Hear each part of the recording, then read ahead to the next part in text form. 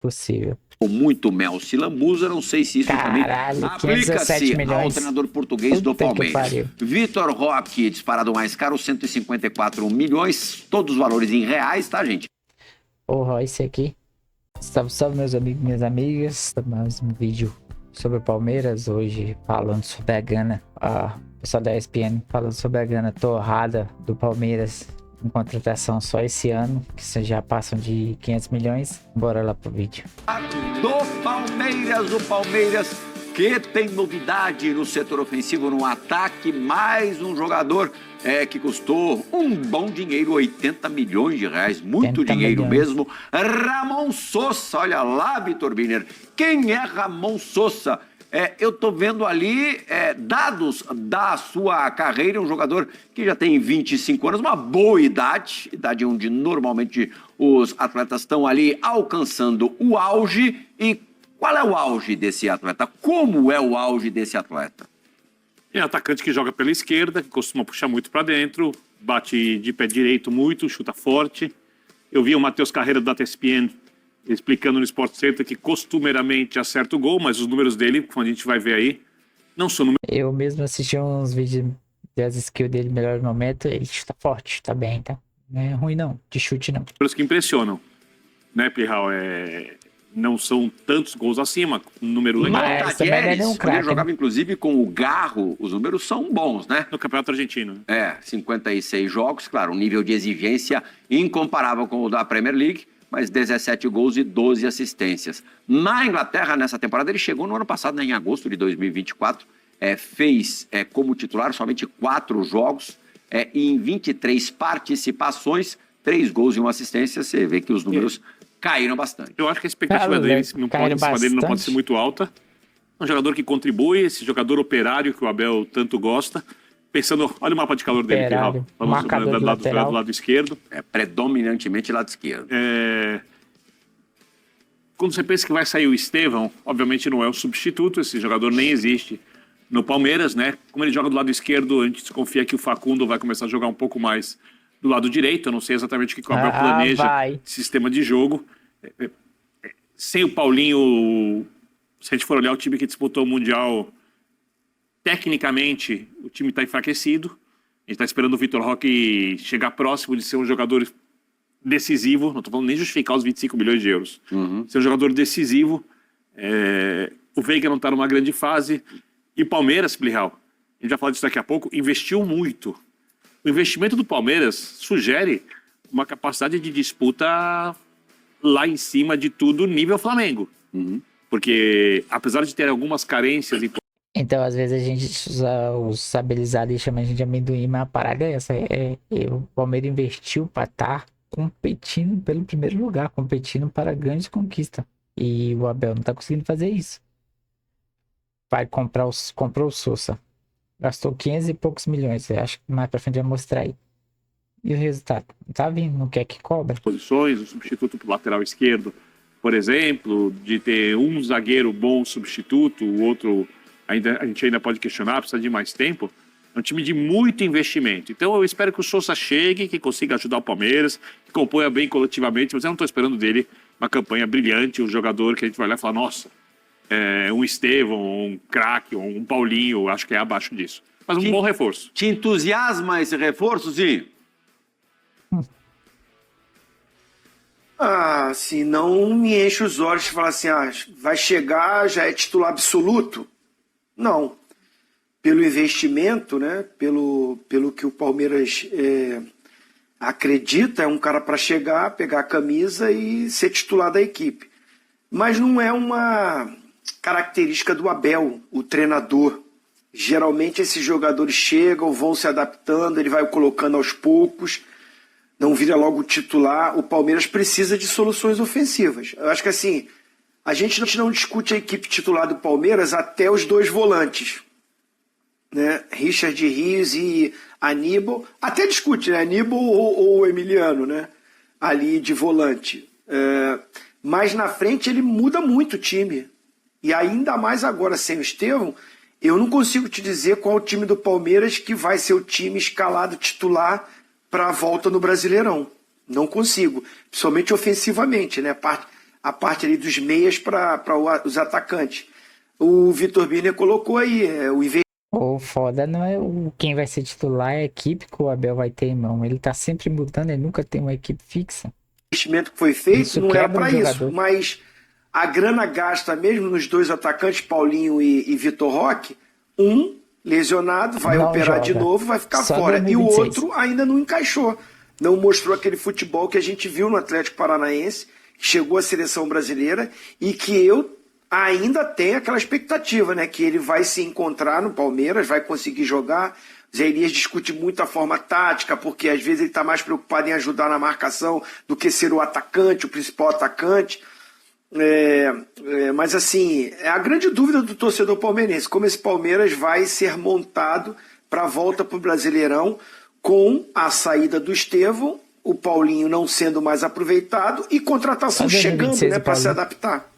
Zé Elias, acompanhe agora a tela de investimentos do Palmeiras em 2025. Disparado o ano em que O Abel a teve Leila o- mais abriu o cofre. E que o Abel teve o melhor E elenco. eu não sei, nos últimos- o Birner falou agora há todo o pouquinho tempo que, ele esteve. o Simeone, A Abel teve o melhor elenco, mas não aproveitou, né? Não sabe aproveitar. Acho que ele não tem cacoete pra isso.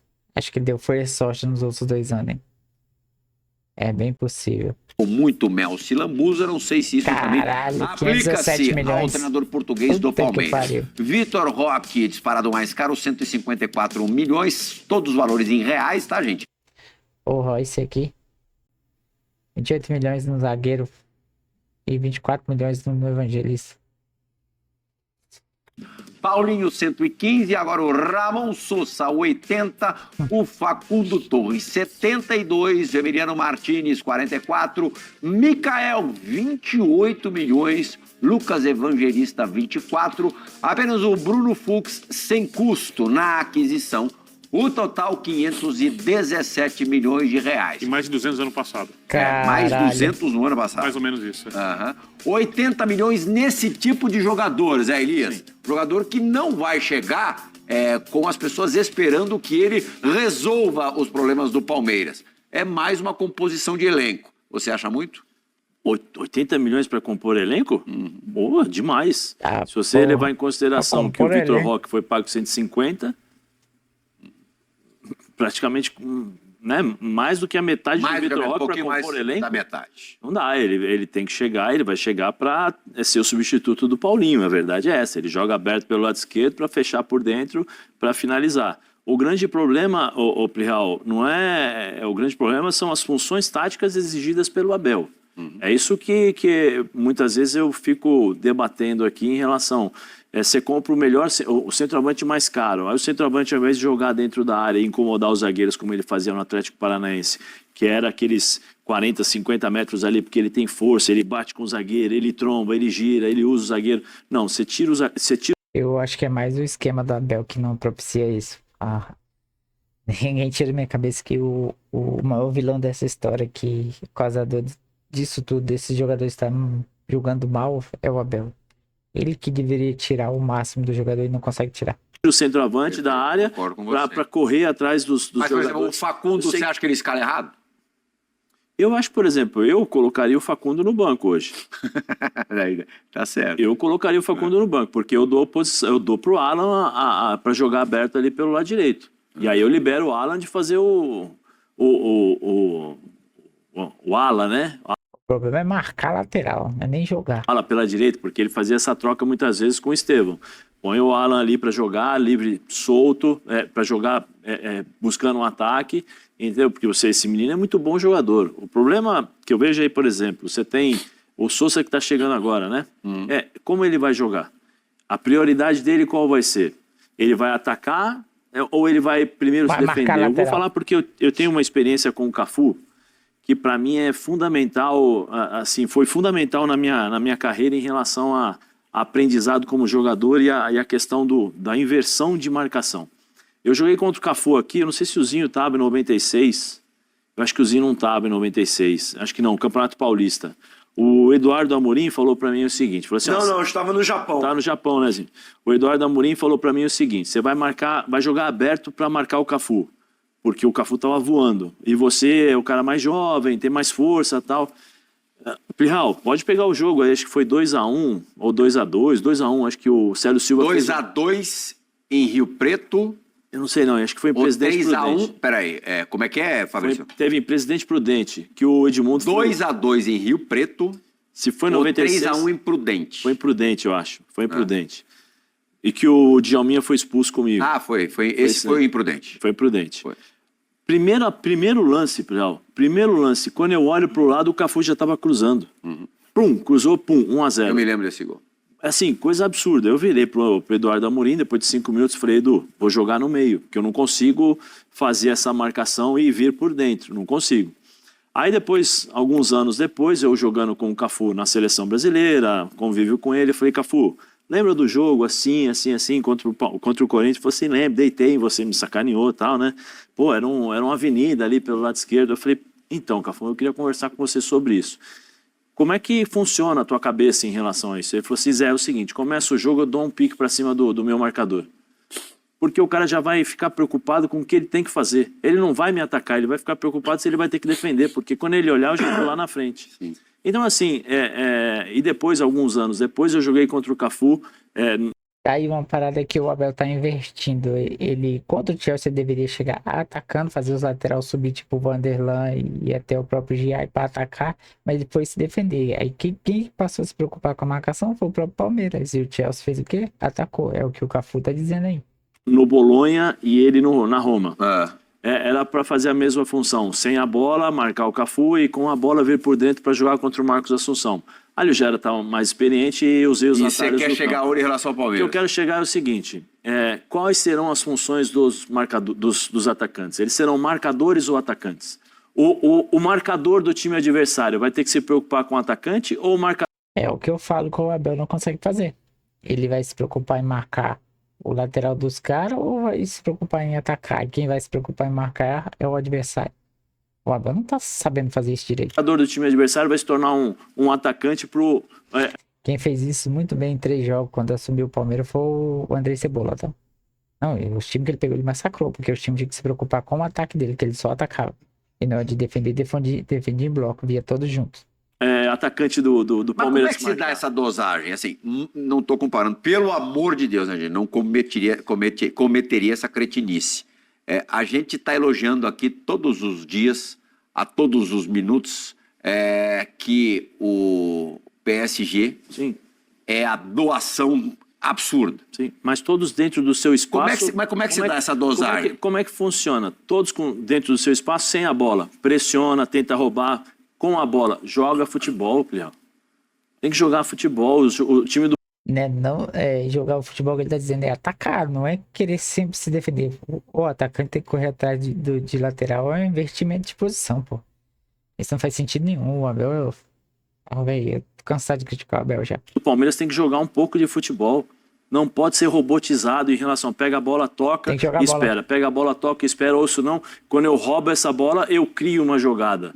Né? Você tem o futebol hoje, você tem que ter a participação de todos, com a bola e sem a bola. É muito entrega e pouca bola no Palmeiras. Não, é que eu acho que os jogadores do Palmeiras, eles se entregam tanto na fase de marcação, que quando eles têm a posse de bola, eles estão cansados. E não sabem o que eles não têm a mesma força que tem para atacar. Eu já acho que eles estão muito preocupados em o que vai acontecer se eles perderem a bola. Sim, é tudo. Isso. Falou tudo. Tá mais preocupado se eles vão perder a bola ou se eles vão fazer um contra-ataque, se eles vão criar um... Tudo é uma questão psicológica. E aí você... sabe, isso que eu fico assim, porque assim, você contrata o Vitor Roque, sério, e o Vitor Roque tá dando pique até o meio campo para... mas o Dembélé é uma outra situação, uma outra forma. É um sistema de jogo proporcional a isso. Proporcional às características do Dembélé. Dembélé fica aqui, você ajuda, pressiona, mas você não vê muitas vezes o Dembélé saindo igual o maluco, igual o Vitor Roque tem que fazer para poder ajudar. São todos dentro das suas características. O Paris Saint-Germain tem uma coisa que é diferente do Palmeiras. O Paris Saint-Germain fica com a bola nos pés.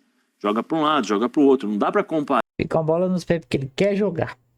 Ele quer praticar o futebol. Já o time do Abel não. Ele quer se livrar da bola. Ele sabe marcar, mas na hora de atacar ele não sabe atacar porque não sabe o que fazer. Não treinaram isso. Mas acho que essa é a grande questão do Palmeiras. Para mim não é. Eu gostaria de ver esse Palmeiras jogando, porque ele já deu demonstrações, esses caras jogando, que podem jogar. O Palmeiras, nos últimos 4 ou 5 meses, ficou dependendo do Estevão. O Estevão tinha que pegar a bola. Quantas e quantas vezes nós não vimos o Palmeiras da jogada aérea? Jogada aérea, ou o Estevão no final puxando o contra-ataque, resolvendo, criando as jogadas para fazer isso.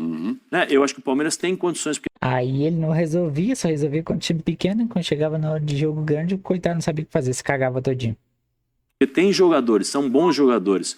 O Richard Rios se destaca muito porque ele pega a bola e vai pro jogo. E o Richard Rios deve sair. Ele pode sair. E tem o Mike também, eu tava vendo. O Mike pro Santos. Tem sido né? muito menos utilizado do que era antes. Aí o Mike deve ir pro Santos. O Marcos Rocha não deve mais jogar no Palmeiras, porque não tem mais a mesma força para jogar como lateral. Tem só o Giai.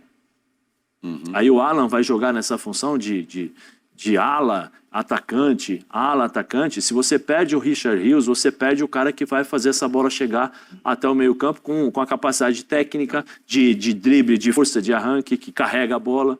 Aí vai ter outras características. A informação que se tem é que a Roma estaria dispostazinho a pagar 30 milhões de euros no Richard Rios. Acontece que o Palmeiras tem 70% dos direitos do meio-campista colombiano. E o Palmeiras quer, por este percentual, 70%, 30 milhões de euros. São 21, 70%. 21 milhões, 70%. Exatamente. 30. O Palmeiras quer, então, 9 milhões a mais. O Palmeiras quer 30 milhões nos 70%, entendeu? No 70%. Aí é que está o entrave, não é um entrave então, simples. Por isso que a gente não pode considerar como favas contadas a ida do Richard Rios para a Itália. O que a gente tem certeza, Zinho, é que ele... Se o negócio for nesses moldes aí, o Palmeiras tá certo. Ele quer os 30 milhões livre. Os 9 milhões paga a parte para poder levar ele. Faria uma falta danada, né? Com certeza. É muito bom jogador. É uma peça importante nesse sistema de jogo que o Abel gosta de montar. Eu confio muito no Abel, né? Porque, assim, eu tenho que respeitar a história dele no Palmeiras. O cara tá há 5 anos conquistando títulos. Ele tá na história do Palmeiras como treinador, junto com o Oswaldo Brandão, com o maior número de títulos. Então ele tem uma filosofia, uma metodologia de trabalho, é um treinador que prioriza o conjunto, é muito tático, mas muito vitorioso. Eu gosto demais, acho que é um baita de um treinador, tem o destempero na beira do campo, esse problema de tomar muito cartão, às vezes nas coletivas perde um pouco o controle, bate boca, mas assim, o trabalho, né, dentro do clube, e isso dito pelos atletas, né? Todos os atletas confiam, respeitam muito nele. Então eu acho que ele vai buscar soluções dentro do elenco pela ausência, somente a saída do Estevão, né? Que individualmente é aquele cara que fazia essas jogadas do drible, do improviso. Mas eu confio muito, acho que o Abel é muito bom treinador, altíssimo nível, né? Já teve até propostas para sair do Palmeiras várias vezes. Eu tô duvidando desse altíssimo nível. Eu acho que ele não sabe o que fazer com esse elenco que ele mesmo montou. É um treinador do nível acima. Eu, particularmente, quando teve aquele buraco ali na seleção brasileira, qual vai ser o treinador? Eu achava que ele poderia ser treinador da seleção brasileira, né, na busca de um treinador estrangeiro, por estar no futebol brasileiro, conhecer o futebol brasileiro, estar bastante tempo aqui, seria um nome, eu particularmente acharia que tinha condições, sim, de ser treinador da seleção brasileira. E ele, com certeza, ele participa muito disso, né? A opinião dele pesa muito para contratação e até para saída de atletas. E ele deve estar falando muito sobre isso. Vai perder o Richard Rios? Olha, é um jogador de um nível muito alto que vocês têm que realmente exigir uma quantia, acho que vale. Se o time europeu quer comprar o Richard Rios, né? Acho que vale esse valor aí. O Palmeiras tem uma estrutura e financeiramente tá bem para exigir, né, o melhor numa transferência. Não é à toa que contrata um jogador agora que vai brigar por posição no elenco por 80 milhões reais, né?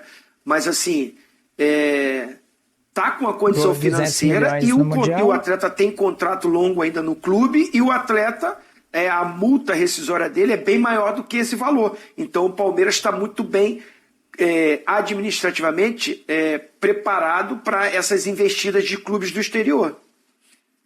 Com Emi Martinez, Aníbal Moreno e Lucas Evangelista, Vitor Biner, dá para segurar tranquilamente a saída, mesmo sendo um jogador tão importante quanto o Richard Rios? Os três são bons jogadores, mas de qualidade de jogo com bola, nenhum deles se compara. Então, defensivamente, sim, eu acho que é possível segurar, até porque o time do Abel se posiciona bem na marcação, os jogadores à frente dos volantes marcam bastante, mas de construção de jogo fica devendo. Lembrando que esses 30 milhões são 5 milhões a mais do que o valor pago pelo Gerson. Tudo bem que o Gerson, a multa era de apenas 25, o Gerson é mais jogador. E o Richard Rios, mais velho também. Né? O Richard Rios é um pouco mais jovem. E tem uma outra questão, eu concordo com o Zinho, o Palmeiras está muito bem calçado, porque o valor está abaixo da rescisão contratual. Por outro lado, você precisa explicar para o jogador que ele vai ficar. Que ele já não é a primeira, né? E não é uma coisa tão simples assim. Né? Porque quantas chances mais o Richard Rios vai ter de jogar no futebol europeu, jogando na Série A, na Roma? Nesse nível talvez não tenha mais. Por mais que ele jogue aqui, por uma questão de idade. Então, aí depende muito do que o jogador quer da carreira dele.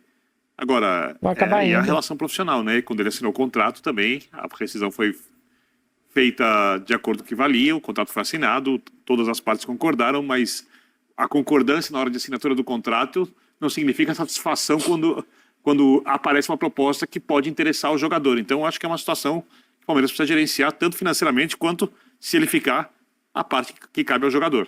O Gustavo Gomes teve uma oferta da Arábia, e aí o Palmeiras não liberou, fez um novo contrato, né? Mas mesmo assim, ele teve uma queda, né? Por conta disso. Eu não sei o Richard Rios, mas eu acho que se o Richard Rios sair, assim, os outros são bons jogadores, mas nenhum tem a característica que ele tem. José Elias. Sim. Bom, foram 517 milhões gastados, né? Será bem gastado ou jogado no lixo? Até o momento é jogado no lixo. Que me deram uma Ferrari na mão de um pobre coitado. No caso, o Abel, né? Que ele não tá conseguindo saber dirigir essa Ferrari. E eu acho que ele não vai conseguir dirigir. Mas, o tanto é isso aí. Richard Rios pode sair, eu acho que ele vai ser inevitável ele sair. Ele já tem que pensar em alguém pra posição, porque não dá pra confiar no Evangelista. Emiliano, Aníbal até que vai, mas pra defensivo, né? Já o Lucas Evangelista não é tão bom assim. Achei muito fraco. Todo mundo falou que ele era bom. Achei muito horrível. O nível do Palmeiras de hoje, horrível.